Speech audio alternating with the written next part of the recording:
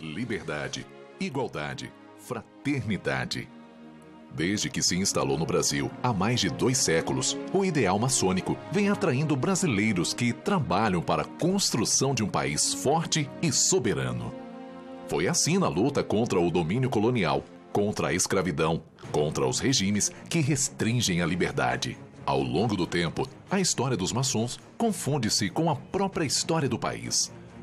A maçonaria é uma instituição essencial, iniciática, filosófica, progressista, filantrópica e evolucionista. Proclama a prevalência do espírito sobre a matéria, pugna pelo aperfeiçoamento moral e intelectual e social da humanidade por meio do cumprimento inflexível do dever, da prática desinteressada da beneficência e da investigação constante da verdade. Seus fins supremos são liberdade, igualdade e fraternidade.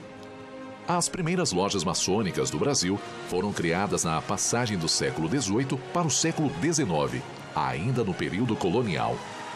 Em 1822, quando se intensifica a campanha pela independência do país, surge no Rio de Janeiro a primeira obediência brasileira, o Grande Oriente Brasiliano, ou Brasílico.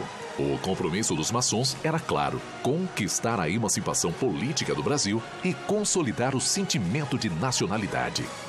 À frente do movimento da independência do Brasil estavam líderes políticos, ministros do rei e o próprio príncipe regente, tais como Dom Pedro I, José Bonifácio de Andrada e Silva e Joaquim Gonçalves Ledo. Os maçons brasileiros trabalharam exaustivamente pela abolição da escravidão e proclamação da República, sendo o maçom Marechal Deodoro da Fonseca o primeiro presidente da República e o 13º grão-mestre do Grande Oriente do Brasil. Além do Marechal Deodoro da Fonseca, durante os 40 anos de República, tivemos como presidentes os maçons Floriano Peixoto, Prudente de Moraes, Campos Sales, Marechal Hermes da Fonseca, Nilo Peçanha, Delfim Moreira, Washington Luiz, Venceslau Braz, Café Filho, Nereu Ramos, Jânio Quadros e os mais recentes, o vice-presidente general Hamilton Mourão.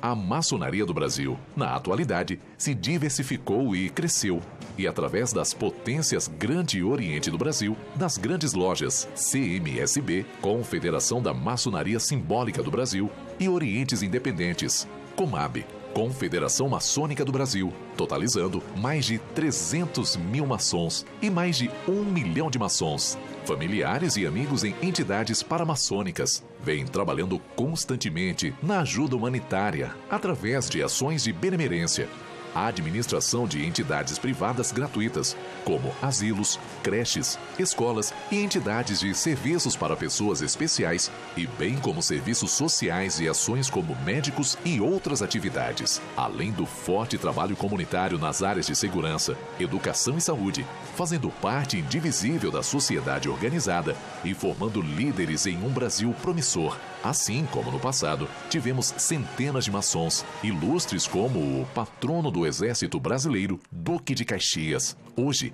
temos milhares de maçons trabalhando pela família e, principalmente, pela dignidade e igualdade do povo e soberania da pátria. Essa é a Maçonaria Brasileira, Secretaria-Geral de Comunicação do GOB.